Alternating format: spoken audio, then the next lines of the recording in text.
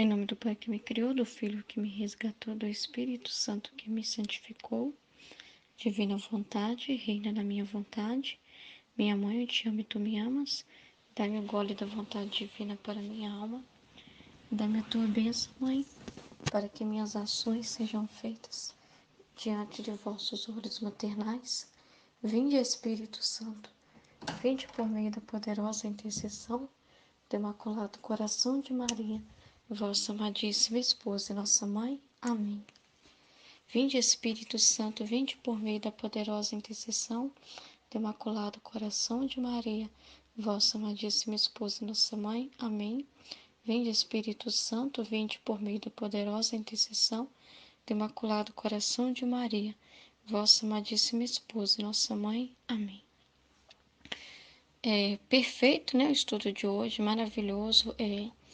Abre o entendimento sobre tudo, né? Principalmente leva a gente à contemplação de quem é Nossa Senhora, né? Do nascimento dela, de como que tanto externamente como interiormente as coisas mudaram, né? Você vê que a natureza toda se voltou para homenageá-la naquele momento, né? Anunciar a todos também, né, que estava acontecendo algo novo, especial ali, né? Um momento então de paz, né? Um momento de reconciliação, porque a reconciliação começa nesse momento que Nossa Senhora nasce. E toda essa narrativa, né, desses detalhes, cada detalhe que a Valtorta fala de uma forma muito poética, né? É muito lindo os detalhes que ela dá de como que era a formosura de Maria, a beleza dela, né? É encantador e Joaquim e Ana, né, o que retrata como a felicidade deles naquele momento, porque é a felicidade do próprio Deus, né? Imagina, a alegria dos anjos, a alegria de Deus naquele momento. Então, foi um nascimento tranquilo, né, gente? Porque, afinal, foi o nascimento da Mãe de Deus, foi o nascimento da filhinha da Divina Vontade, né? Da Rainha da Divina Vontade. Foi um triunfo já, né? Um triunfo da misericórdia ali, em Nossa Senhora. E a esperança do rei, né? Que quando Nossa Senhora nasce, já é aquele sentimento assim, nossa, vai vir um rei, né? Porque veio primeiro a mãe desse rei, a que prepara esse reino para o rei, né? Ela vai se tornar o lugar para o rei habitar, né? Nasceu o santuário de Deus ali na terra. Então, em toda a narração assim que fala de Nossa Senhora, da pureza de Nossa Senhora, é isso mesmo, né? O que que a gente fica assim, sabe? Sem saber o que falar de elogio para Nossa Senhora, porque ela é perfeita, ela é maravilhosa, ela é tão boa, sabe? Tão, tão linda, que a gente sente assim que, por mais que a gente diga coisas e palavras, nunca vai assim atingir aquilo que ela representa, de tão bela que ela é. Então, é muito lindo, né, gente? A gente contempla, admira e agradece muito por ter essa mãe maravilhosa, né? Que é a mãe de todos nós, né? Plena de beleza, plena da graça de Deus, plena do Espírito Santo, uma com o Espírito Santo, né? Como foi partilhado, né? É como se fosse a mesma coisa, né? Ali o Espírito Santo, porque ela era toda dócil a ele, né? Ela era assim totalmente movida por ele, então é dominada e ao mesmo tempo dominadora, né? É incrível quem Nossa Senhora era.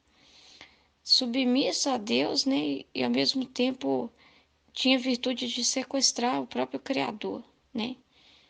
E é muito lindo esse relato. E confirmando tudo o que foi meditado sobre a pureza, tudo o que foi falado acerca do.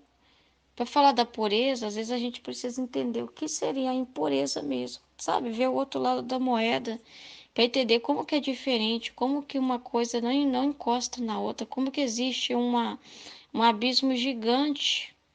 Se a gente for olhar a pureza de Maria, com a impureza do mundo, com a pureza de Maria, com a impureza do mundo. É um abismo gigantesco, né? E o que foi falado sobre tudo, principalmente sobre a questão do homossexualismo, realmente é bom explicar isso, porque para não se ter desculpa, sabe? Se não olhar para Nossa Senhora de uma forma impura, interpretar Nossa Senhora no impuro e achar que Nossa Senhora o que ela viveu e o que Deus fez nela tem a ver, a gente pode se espelhar nela para justificar o nosso pecado, a impureza, nada a ver, né? Ao contrário, em Nossa Senhora a gente vê o que significa uma alma em que Deus manifesta a pureza, em que Deus manifesta Ele mesmo em plenitude nela, o que é uma alma que deixa se dominar totalmente por Deus, e ela nos ensina a gente também se deixar ser dominado totalmente por Deus e vencer qualquer tipo de impureza, qualquer olhar fornicador, qualquer sentimento de luxúria, qualquer concupiscência carnal. Em Nossa Senhora, a gente aprende nessa candura e nessa beleza dela, a gente ensina, ela nos ensina como que também nós devemos ser diante de Deus. Como que nós devemos imitar o exemplo da pureza dela? Isso é para tudo. E na realidade do mundo que nós estamos, em que o pecado é colocado na balança da justiça lá e pesa e sobe, né? A balança do pecado é, é colocada assim como que justificável, e aquilo que é bom, né? Aquilo que é bom é punido, né? Hoje em dia você falar algo, nossa, é questão de ser punido mesmo por falar a verdade. Você não pode falar nada que seja bom. O mal é colocado, né, sobre o júri e é inocentado. E o bem é colocado como culpado, condenado e preso, né? Então, existe uma inversão de valores gigantesca no mundo, gigantesca. E nossas crianças, né? Nossas crianças estão nascendo aí nesse contexto todo. E as crianças estão mais orientadas do que tudo, porque não sabe o que é certo, porque se em casa não tem uma base cristã para ajudar ela a entender os valores, se ela não caminhar na igreja e não entender os valores, ela vai ficar totalmente perdida, porque no mundo ela vai ver de tudo, né? Ela vai ver assim, nas as próprias escolas já trabalham em cima da ideologia de gênero, ensina que você pode ser o que você quiser, que não tem essa de menino e de menina, né? E tem assim leis absurdas aí que querem ser colocadas aí para ser votadas e que uma hora ou outra vai ser, né? Porque eles estão ganhando espaço mesmo, né? E nas escolas, né, tantas ideologias erradas, quantos ensinamentos. Criança, se ela vê a TV sozinha, sem orientação do adulto, gente, quanta coisa que a criança vai ver que ela não está pronta para ver com aquela crítica, com aquele olhar divino que sabe entender as coisas, que é certo, que é errado. A criança não tem isso, sabe? Então a criança está sendo bombardeada de todos os lados, diversas realidades, que às vezes também a criança em casa tem a formação, mas chega na escola e aprende coisas diferentes que seu pai e a mãe não estão atentos, né? Na escola está ensinando coisa errada e a criança fica assim, sabe? É, totalmente perdida. E precisa de todo aquele acompanhamento dos pais para conversar, para direcionar, né? É necessário até mesmo em casa, às vezes é necessário que aconteça de certa forma até uma pequena confusão quando o filho chega e fala algo que você fala, nossa, você não pode falar isso, mas se ele não falar em casa, não tem como acontecer a paz de você pegar, intervir e ajudar o seu filho naquele momento. Então, é melhor que o mal venha à tona dentro de casa para que o pai e a mãe possam direcionar, do que ele esconder com os amigos, que ele possa ter depois e contar coisas e fazer coisas que os pais que os pais não saibam. Que é o que acontece também quando o filho não tem espaço para conversar em casa, que não tem pais assim que para conversar. Então o mundo tá assim, o mundo tá uma bagunça e é necessário sim que os filhos de Deus se manifestem acerca da verdade, que não tem erro nenhum, não tem problema nenhum em defender a verdade. Não tem problema nenhum em dizer a verdade. Somos sol, né? O sol queima, o sol ilumina, o sol esclarece a razão, o entendimento. Então, o sol, ele não é para ficar escondido, ele é para iluminar tudo e a todas as realidades, tá? A gente tem que falar de tudo mesmo, né? A gente não vive essa separação que a gente vive do mundo, é a separação de não buscar as coisas da terra, mas isso não significa de não estar assim acordado para a realidade. Então a gente está falando disso aqui porque é necessário falar mesmo, porque está escancarado, né? Já está escancarado no cinema, nas novelas, nas propagandas e no dia a dia. E nós precisamos nos posicionar mesmo, entendeu? Não se pode passar a mão na cabeça do pecado, não pode bajular o pecador. Não, você é assim mesmo, seja feliz. É desse jeito mesmo, cada um com a sua escolha, né? O mundo precisa ser um mundo fraterno, tem que ter diálogo, tem que ter. Não, peraí, né? Peraí. Não se conversa com a mentira, não se conversa com o pecado, não se tem abertura para esse tipo de coisa. A gente ama a pessoa, a alma, não o mal que a pessoa faz. O mal a gente condena, o mal a gente denuncia a todos, porque nós somos esses sentinelas. A gente fala mesmo, publica de cima dos telhados. A nossa missão, falar abertamente, denunciar o mal, desatar as cadeias, as correntes que prendem as pessoas às ideologias mundanas. E o homossexualismo é isso. A ideologia de gênero é isso. É pecado. É pecado, é abominável diante de Deus. É abominável. Não se pode viver desse jeito. Não se pode defender esse tipo de relacionamento e dizer que as pessoas que vivem assim são mais. Como é que fala? Não se Tem pode mais dizer que as pessoas que afinidade. vivem assim têm mais afinidade entre si, que se amam de verdade. Não. Onde entra pureza, gente, é demônio. Onde tem impureza é demônio, tá? Onde tem vício é demônio. Onde tem Deus, então? Onde tem virtude? Em Nossa Senhora, a gente viu que na vida de São... Começou no relato de São Joaquim e Santa Ana. Virtude o tempo todo. Pessoas de fé, pessoas que, por mais que a Ana estava vivendo aquela realidade lá, de muito tempo esperar para ter uma gravidez, de não ter, você não vê nela sinal de falta de fé, você não vê sinal de... Nunca blasfemou contra Deus, nunca julgou Deus por nada, né?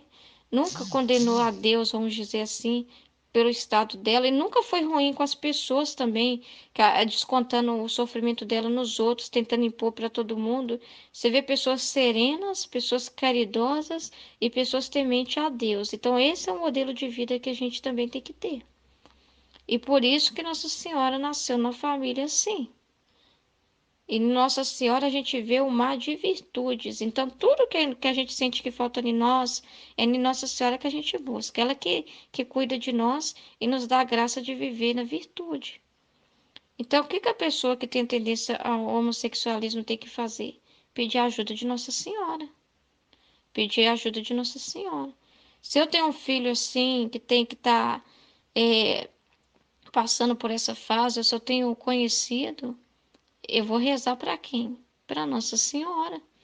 Vou pedir para ela, que é toda pureza. Vou pedir para Deus essa graça. E realmente, vou pedir o desapontamento mesmo para pessoa, essa pessoa que já está numa realidade assim, que até já vive com alguém assim, pedir o desapontamento para a pessoa acordar, porque por meio do sofrimento, por meio do castigo, a pessoa é purificada, então é coisa boa.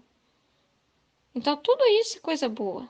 Pedir para a pessoa, porque você está pedindo pelo bem da alma, não é pensando no humano, pensando na felicidade de um tempo que passa muito rápido. Ah, mas o importante é ser feliz. Não. O importante é viver na graça de Deus. Não tem felicidade fora da graça de Deus. Não tem. Então, é, é a nossa missão mesmo, defender, ver a pureza de Maria e falar contra o mundo mesmo, que está nessa impureza terrível. E falar dessa realidade sem medo, de assim, ó, anunciar as claras a verdade. Anunciar as claras, porque somos filhos e filhas de Deus E nós devemos, sim, por amor aos nossos outros irmãos espalhados na terra, por amor a essas almas que são tão caras para Deus, que uma alma vale como que todas, defender aquilo que é verdadeiro, aquilo que é puro, aquilo que é de boa fama, aquilo que é correto. Porque o amor verdadeiro é esse. Não busca os seus próprios interesses, não se orgulha com a injustiça. Nada disso. A nossa força é essa. A nossa força é de defender aquilo que é bom para o bem de todos, para o bem da alma de todos, mesmo. Então, na pureza de Nossa Senhora, a gente encontra força para a gente viver também a pureza. A pureza que Deus quer de cada um de nós dentro do estado de vida que Ele nos colocou. Amém? Em nome do Pai, do Filho e do Espírito Santo. Amém? Fiat. Do livro de Maria Valtorta, né? O capítulo que a gente está estudando, que é lá no começo, no primeiro volume, é o Nascimento de Maria. Então, eu marquei esse pedacinho aqui que eu achei muito interessante. Vou ler. Joaquim tem uma outra ansiedade pela esposa para a qual chegou a hora de dar à luz a seu filho. A parente que veio ajudar, né, o tranquiliza que a Ana não sofre absolutamente nada. Mas ele está ansioso. Cada vez que a parente ou outras mulheres, entre as quais a mãe de Alfeu, saem do quarto de Ana para depois voltarem com água quente, bacias e linhos enxutos junto ao fogo da lareira central numa cozinha ampla, Joaquim pergunta algo, não se acalmando com as respostas. Também a ausência de gritos de Ana o preocupa. Ele diz: eu sou homem e nunca vi um parto, mas lembro-me de ter ouvido dizer que a ausência de dores é fatal. Vem a noite, antecipada pela fúria tempestuosa que é violentíssima. Água torrencial, vento, raios, ali tem de tudo, menos o granizo que foi cair em outra parte. Um dos criados percebe a violência e diz: parece que Satanás saiu do inferno com seus demônios. Olha que nuvens negras. Sente que cheiro de enxofre no ar, assobios, sibilos, vozes de lamento e maldição. Se é ele, está furioso essa noite. O outro criado ri e diz: fugiu-lhe uma grande presa, ou Miguel o espantou com uma nova faísca de Deus, e ele ficou com o chifre e o rabo cortado e queimado. Passa correndo uma mulher e grita: Joaquim, está para nascer. E, tu, e foi tudo rápido e feliz, e desaparece com uma pequena ânfora entre as mãos. O temporal para de improviso, depois de um último raio tão violento que arremessa contra as paredes os três homens. E na frente da casa, no chão do horto-jardim, fica uma lembrança, um buraco preto e fumegante. Ao mesmo tempo, um gemido vem de lá da porta de Ana. Gemido que parece um lamento de uma rolinha que pela primeira vez não pia, mas arrulha. Um enorme arco-íris estende a sua listra em semicírculo sobre toda a amplidão do céu. Surge, ou pelo menos parece surgir do cume do Hermon. Quer dizer, surge ou então parece surgir lá do Monte Hermon, que beijando por uma lama de sol parece que é alastrado de um branco rosado delicadíssimo. Este arco-íris levanta-se até o mais claro céu de setembro e, atravessando os espaços limpos de toda impureza, sobrevoa as colinas da Galileia e a planície que aparece entre duas árvores de figo, ao sul, e depois ainda um outro monte, indo pousar a sua ponta final no extremo horizonte, lá onde uma áspera cadeia de montanhas fecha qualquer outro panorama. Nunca vi isso. Olhai, olhai. Parece que toda a terra de Israel esteja ligada a um círculo. Mas olhai ali, já há uma estrela, enquanto que o sol ainda não desapareceu. Que estrela! Brilha como um enorme diamante. A lua é toda plena, enquanto que ainda faltam 3 dias para a lua cheia. Mas olhai como resplandece! As mulheres chegam repentinamente, alegres, com um embrulhozinho rosado entre tecidos alvos. Fiat, que lindo! Primeiro, eu achei muito interessante a ansiedade de Joaquim, né? Como eles se amavam muito, era um casal, né, fiéis um ao outro, né?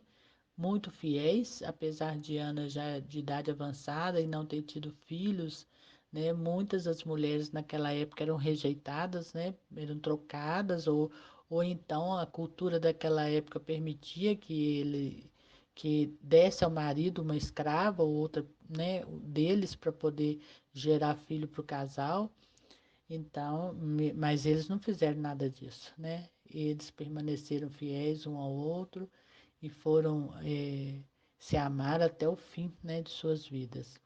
Então, quando ela está na hora de dar à luz, ele fica muito ansioso, ele morre de medo, né, de perder a Ana dele, né? Então, quando ele vê que ela não sente dor, ela não sentiu dor. Foi um parto tranquilo.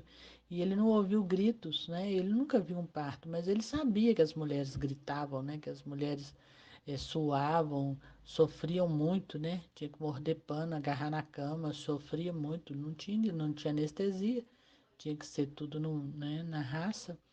Então ele estava muito apavorado até com isso, né? Até com o não sofrimento de Ana.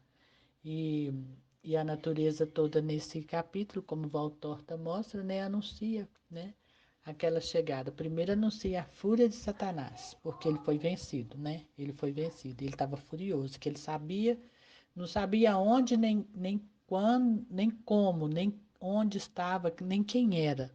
Mas ele sabia que viria e que tinha chegado a hora. Ele sentia, né? Ele sentia que chegou a hora e que estava nascendo aquela que ia pisar na cabeça dele. Então, ele muito furioso, né? Então aparece todos aqueles sinais, aquela tempestade, o raio que cai em frente à casa, fica o buraco lá de lembrança, né? No raio na hora do nascimento dela.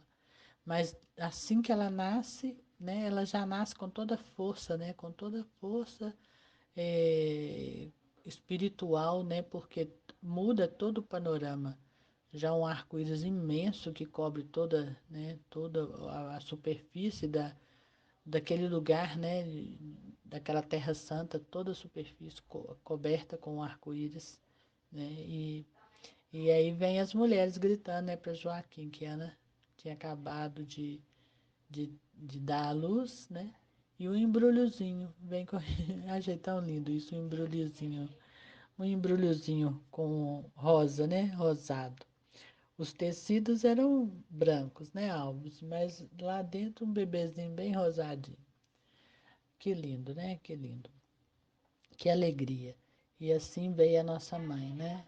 A nossa mãe, muito humana, Maria, nossa querida mãezinha, nascida de pais humanos, né?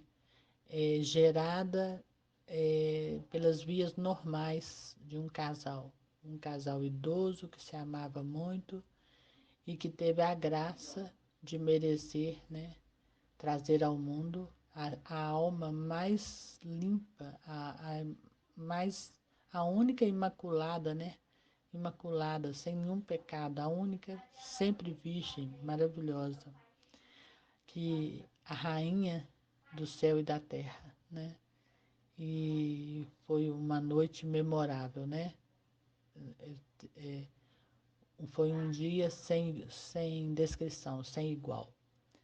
E eu acho que aqui a gente tem que dar nossas graças ao céu, né? Graças a Deus, a Jesus e a Deus Pai, Criador de todas as coisas, né? Por ter nos dado essa maravilha desse nascimento e essa descrição de Maria Valtorta para que a gente tomasse conhecimento, né? Como que foi que veio aquele bebezinho lindo. E quando a gente continua lendo esse livro de Valtorta, esse volume 1, a gente vai vendo, sabe, ela se desenvolvendo, ela crescendo. Gente, é muito linda, ela era muito linda, ela era. Nossa, não tem explicação. E como a Aline já explicou no vídeo, eu não preciso de repetir aqui, que né, a questão da cor da pele, dos olhos, do cabelinho, não precisamos de falar sobre isso. E a Aline explicou muito bem e falou também né, sobre a virgindade dela e como que as pessoas confundem, né, ou usam dessa Imaculada Conceição dela e da virgindade dela eterna, né, para se justificar de suas impurezas, né? Mas isso nem entra, eu nem entro nesse assunto porque já foi abordado, muito bem abordado. E a Aline está de parabéns, falou muito bem, concordo com tudo que ela falou. Então, Maria, só vou parar no bebezinho lindo, rosadinho, dentro do embrulhinho branco. Ai, que maravilha pensar em Maria assim, gente.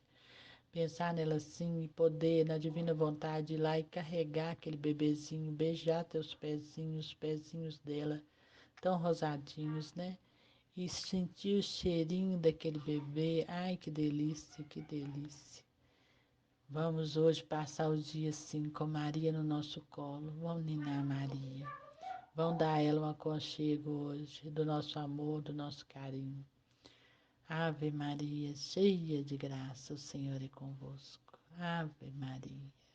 Em nome do Pai que me criou, em nome do Filho que me resgatou, em nome do Espírito Santo que me santificou, divina vontade, reina na minha vontade, ó minha mãe, eu te amo e tu me amas.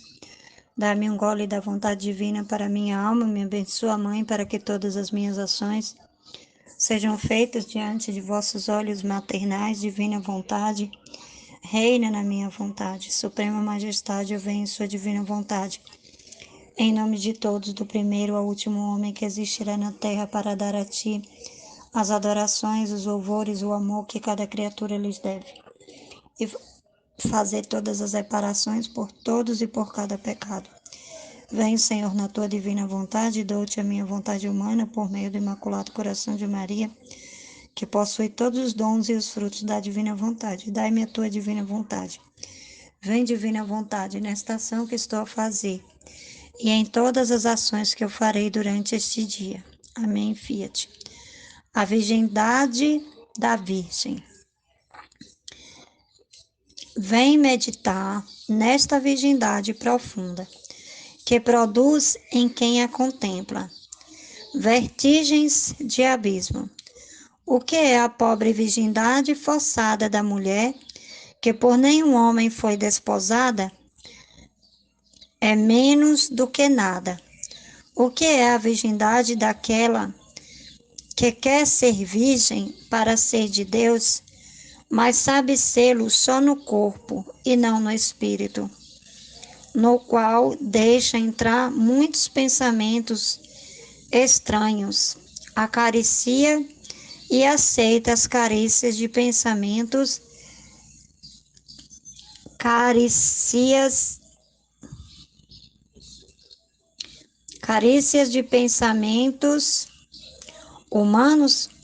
Isto já começa a ser uma máscara de virgindade, mas muito pouco ainda. O que é a virgindade de uma enclausurada que vive só para Deus? É muito, mas mesmo assim ainda não é uma virgindade perfeita, se comparada com a virgindade da minha mãe.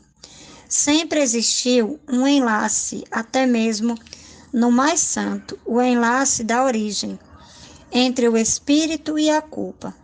Só o batismo desfaz, mas é como uma mulher separada do marido pela morte. Não resistiu mais em si a virgindade total, como a virgindade dos nossos primeiros antes do pecado. Uma cicatriz permanece e dói ao ser lembrada e está sempre pronta para reabrir-se em ferida, como certas doenças que periodicamente voltam, com seus vírus ainda mais ativos. Na Virgem não fica este sinal de um enlace dissolvido com a culpa. Sua alma apresenta-se bonita e intacta, como quando estava na mente do Pai, e reúne em si todas as graças. E é a Virgem a única, a perfeita, a completa. Foi assim pensada gerada, querida, coroada e eternamente a Virgem, o abismo da intocabilidade, da pureza, da graça, que se perde no abismo do qual brotou em Deus. Intangibilidade, pureza e graça perfeitíssima. Aí está a desforma de Deus Trino e Uno, contra suas criaturas profanadas.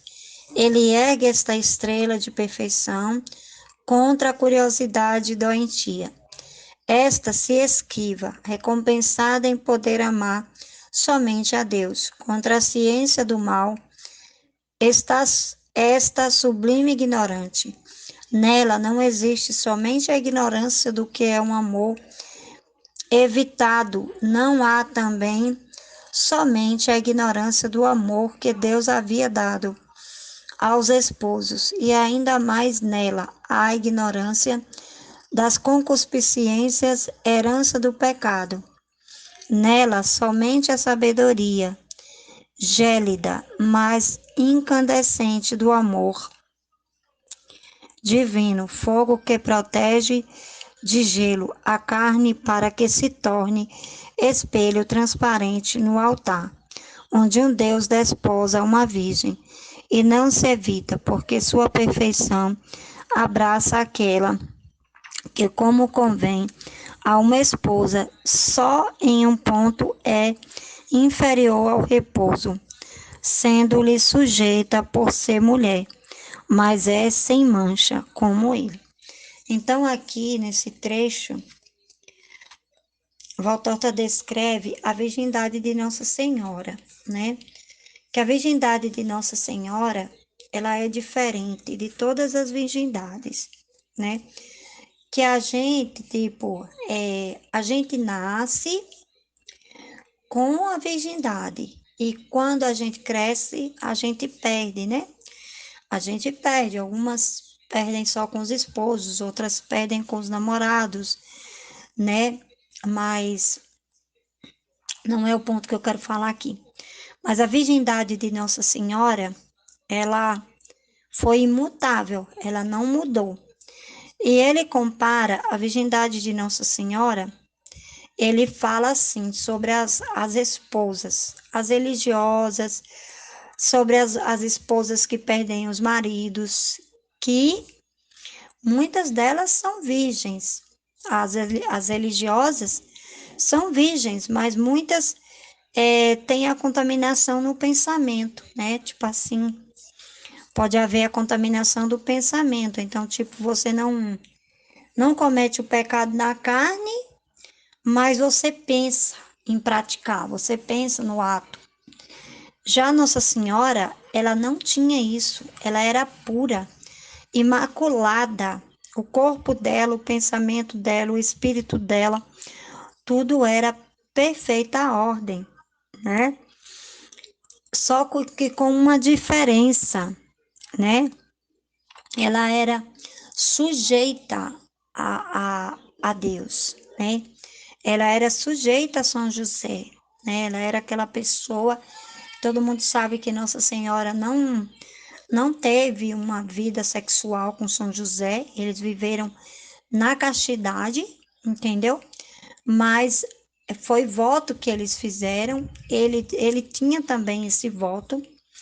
E é interessante porque no vídeo de hoje do estudo, a Aline falou justamente sobre esse casamento que tem que haver entre os casais, né? A ligação espiritual. E foi esse ponto que levou Nossa Senhora a casar com José e José a casar com Nossa Senhora, porque eles buscavam esse ponto espiritual, né? E aí, Nossa Senhora, ela continua sendo virgem. A mulher, quando ela perde o marido, ela casa, ela perde o marido, ela não se restitui à virgindade daquela mulher. Ela ainda continua no primeiro estado que ela estava, porque ela já teve o ato sexual, já cometeu o ato sexual. Então, não é restituído mais a virgindade dela. Mas já com Nossa Senhora, ela permaneceu nesse estado de virgindade, né? Nesse estado pleno, tanto no corpo, como na alma, como no espírito, né? Ela tinha os pensamentos dela tudo amarrados a Deus. Nos 31 dias com a Virgem Maria, ela explica isso pra gente, que ela não pensava nada que Deus não pensasse, né? Que ela não sentia nada que Deus não sentisse, nada que Deus não quisesse. Para ela queria. Ela sempre queria o que Deus quisesse. E o interessante é que São José teve esse mesmo processo, né? Ele fez essa entrega da castidade dele, da vida dele casta, né? E ele casou com Nossa Senhora e continuou o mesmo processo, né? Continuou o mesmo processo. Esse ponto aqui foi o que eu achei mais importante, assim, que eu achei muito interessante, porque a Valtorta narra esse ponto pra gente. Vem bendita nesta virgindade profunda, que produz em quem a contempla, né? A virgindade de Nossa Senhora era profunda em quem contemplava. Contempla vestígios de abismo. O que é a pobre virgindade forçada da mulher, que por nenhum homem foi desposada? Então, a virgindade forçada da mulher, que por nenhum homem foi desposada. Só que a virgindade de Nossa Senhora, ela não foi forçada. Ela deu espontaneamente. Mas a virgindade das mulheres, tipo das religiosas, elas são forçadas, porque elas vão pro convento e abrem mão da sexualidade, mas a de Nossa Senhora não. E é menos do que nada. Então ele fala que a virgindade forçada é menos do que nada. O que é a virgindade daquela que quer ser virgem para ser de Deus? Mas sabe sê-lo só no corpo, aí ó. Ela sabe ser só no corpo. As pessoas que querem ser de Deus sabem ser virgens só no corpo e não no espírito, no qual deixa entrar muitos pensamentos estranhos. Acaricia e aceita as carícias de pensamentos humanos, né? Então, tipo assim, ela tá vendo uma castidade de corpo, mas o pensamento dela é incontrolável. Isto já começa a ser uma máscara de virgindade. Então, essa pessoa ela vive uma máscara de virgindade. Mas muito pouco ainda. O que é a virgindade de uma enclausurada, né? De uma pessoa que vive enclausurada, que vive só para Deus, é muito. Mas mesmo assim, ainda não é uma virgindade perfeita. As pessoas que vivem enclausurada ainda não é uma virgindade perfeita. Valtorta está falando, que Jesus falou para ela, que uma pessoa que vive enclausurada não é a virgindade perfeita ainda, se comparada com a virgindade da minha mãe. Então, não é uma virgindade perfeita se comparada com a virgindade da mãe de Jesus, se comparada com a virgindade da Nossa Senhora. Esse ponto foi o ponto que eu mais achei interessante, porque a virgindade ela não pode ser restituída. Tem pessoas que é virgem só no corpo, mas é acariciada pelos pensamentos humanos, né? Tem pessoas que querem ter uma virgindade para Deus, né? Que vivem enclausurada. É muito, ele fala que é muito. Nessa virgindade é muito, é um amor muito grande, mas ainda não é igual a virgindade da mãe dele. Então, isso para mim foi o ponto que eu mais achei interessante. Sempre existiu um enlace, até mesmo no mais santo, o enlace da origem, né? Então, tem o enlace da origem entre o espírito e a culpa, né? Tem o enlace da origem entre o espírito e a culpa. Só o batismo desfaz, mas é como uma mulher separada do marido. Pela morte, não restitui mais em si a virgindade total, como a virgindade dos nossos primeiros, né? Então, quer dizer, você separa do seu esposo falece, você separa dele, você pode viver uma vida casta, mas não é a virgindade primeira, né? Antes do pecado, uma cicatriz permanece e dói ao ser lembrada, e está sempre pronta para reabrir-se, em ferida com certas doenças que periodicamente voltam. Então ele fala que essa virgindade ela abre pecado, né? Ela abre feridas. Tipo assim, tipo assim, uma pessoa que casa, perde o marido e aí é livre, aquela pessoa ela fica livre, mas ela resolve não ter ninguém mais. Mas aquelas feridas se abrem novamente, porque elas lembram, né, daqueles tempos que elas viveram, né? Já a virgindade de Nossa Senhora é completamente diferente. Ela não sentiu porque ela não pecou, porque ela não viveu a carne, ela viveu só o espírito. Ela foi uma pessoa que renunciou à carne, né? Ela renunciou à carne, ela abriu mão da carne, né? Para viver a vontade divina. Esse abrir mão da carne fez com que ela vivesse só do espírito. Então, ela não tinha pensamentos humanos, né? Como nós que temos, né? Ela não tinha, ela não tinha essas feridas dentro dela de relacionamentos não resolvidos, ou de às vezes você ter tido uma relação sexual, mas que deixou marcas, entendeu? Não, Nossa Senhora, ela foi completamente diferente. Esse trecho aqui foi o que eu mais achei incrível. Em nome do Pai que me criou, em nome do Filho que me resgatou, em nome do Espírito Santo que me santificou. Em nome do Pai que me Fiat, criou, em fiat, nome do fiat. Filho que me resgatou. Em nome do Espírito Santo que me santificou. Divina vontade, reina na minha vontade. Minha mãe, eu te amo e tu me ama. Dai-me um gole da divina vontade para a minha alma. Me abençoa, Mãe, para que todas as minhas ações sejam feitas diante de vossos olhos maternais. Amém. Esse capítulo da Valtorta me deixou assim, muito emocionada. Eu li a parte que Jesus estava falando, eu li chorando muito, porque assim, sabe, parece que eu senti assim a miséria do ser humano, a ingratidão com tudo que Deus criou, com tudo que Deus fez. Ele falando, né, que criou tudo pra gente e que nós somos dele.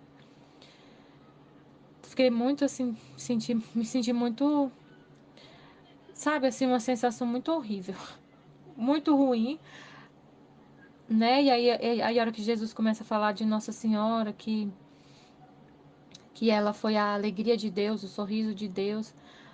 Aí me veio um pensamento assim, nossa, mas nós somos a miséria. Tipo assim, aqueles filhos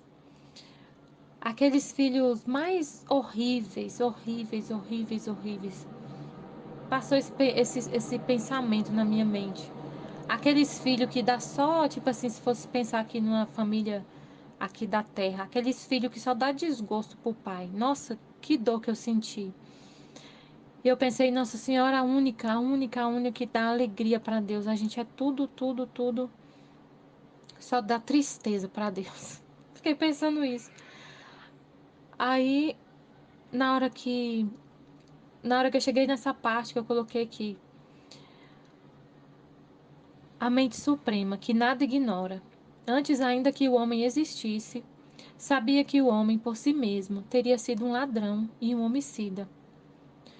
E já que a bondade eterna não tem limites, antes que acontecesse a culpa, pensou no meio para anulá-la.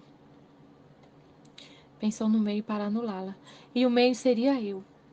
E o instrumento para fazer do meio um instrumento operante seria Maria. Maria, sim, Maria. Assim é que a Virgem foi criada no pensamento sublime de Deus. quando eu estava lendo que eu senti isso, eu me senti, né, como aquela culpa, né? A culpa de Adão tomou conta de mim. E eu já não estava muito bem hoje. Desde ontem eu tô muito envolvida com o trabalho e aí eu sinto muita falta de ficar mais tempo rezando, meditando, lendo a palavra de Deus. A palavra de Deus hoje eu vejo que realmente é a minha vida, é meu alimento, é tudo, tudo, tudo. Nada no mundo me acalma, nada, nada, nada. O mundo me cansa, me cansa. E aí eu passei muitos dias, veio o final de semana que eu praticamente não fico meditando, não fico lendo. Aí emendou com a segunda-feira, que eu tive muito trabalho para fazer. Não tive tempo de fazer praticamente nada, assim, de parar para meditar, para rezar. Fora o horário que eu rezo de manhã, né? Mas eu rezo de manhã, assim que eu acordo. Mas durante o dia, tem umas pausas no trabalho e eu paro para ler o livro do céu, para meditar, para conversar com Deus na paz, né? Na tranquilidade, assim, sem a turbulência do dia, das coisas do dia a dia. Tem umas pausas. E esse final de semana juntou o final de semana que eu fico no meio das pessoas, não tenho tempo para ficar meditando. E juntou a segunda-feira, que eu comecei a fazer um monte de coisa, não tive tempo para parar, não teve essas pausas, né? Que eu a pauso para respirar. E aí juntou hoje também, que eu quase não tive tempo. E eu fiquei com sede, com fome de Deus. Com sede e com fome de Deus. E aí eu comecei a ler essa parte de Jesus falando, e ele fala palavras assim, ele fala muita verdade, né, do que o homem é, a ingratidão do homem. Mas aí essas palavras foram assim, foi pesando. E eu já tava assim, meio abatida. E eu chorei muito, muito, muito, muito.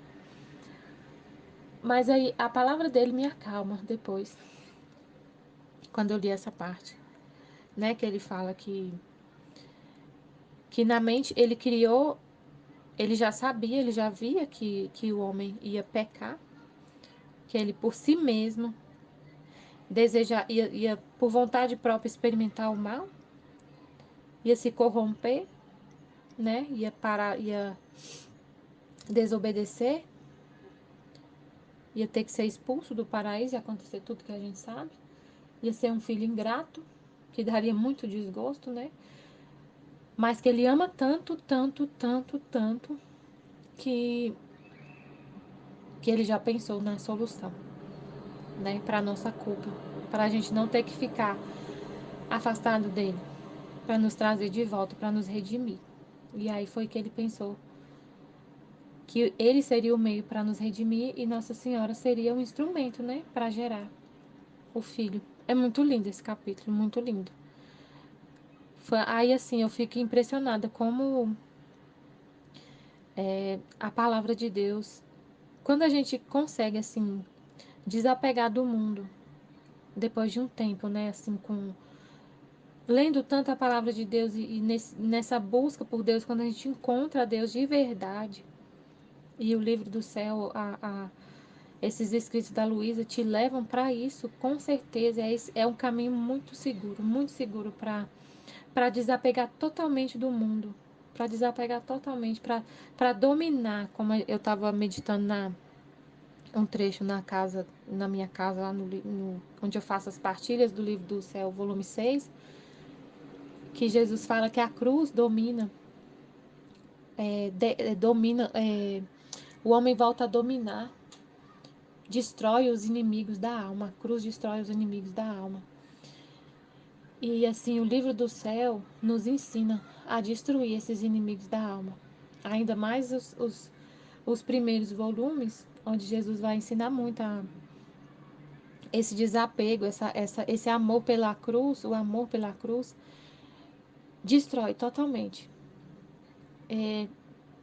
Quando eu passo assim muito tempo sem muito no mundo, né? Assim, não por vontade minha, porque eu gosto de estar no mundo, com as coisas do mundo, não, por vontade divina eu trabalho. Tudo que eu faço é por vontade de Deus. Mas quando é uma coisa assim, muito que eu não tenho tempo para parar, para ficar nem conversando com Deus muito. Porque às vezes eu faço um trabalho que eu consigo ficar falando com Deus, mas nesses dias eu não tive tempo. É um trabalho que exigia muito a minha mente, eu não tinha como nem conversar com ele.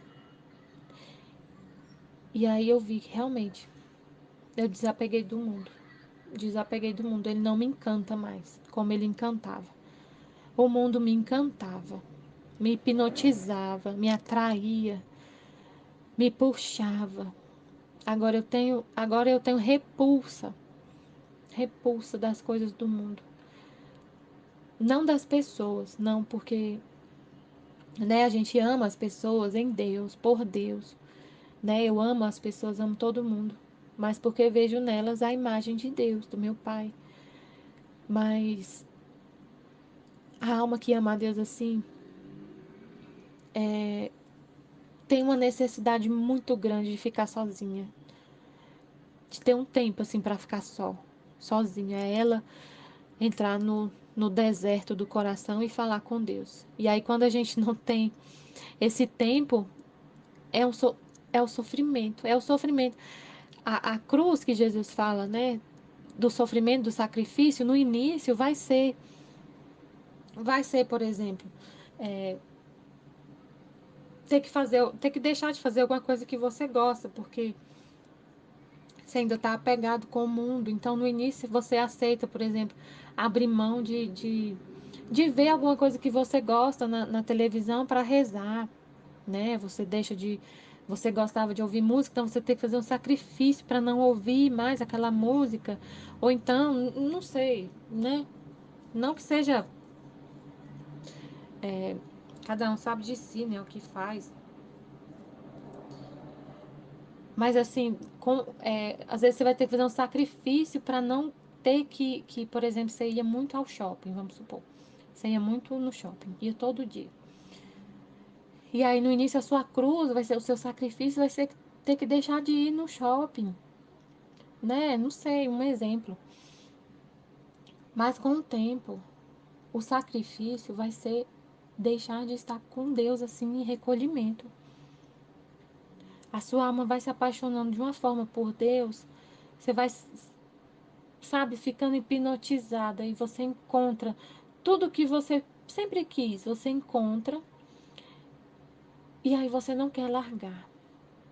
Mas o mundo, né, e Deus também é a vontade dele que você esteja no seu trabalho, que você esteja com as pessoas, que você esteja, né, e esteja inteira ali no seu trabalho, esteja inteira ali com seus filhos, com seu esposo, com sua família. Mas e aí isso se torna às vezes quando é muito.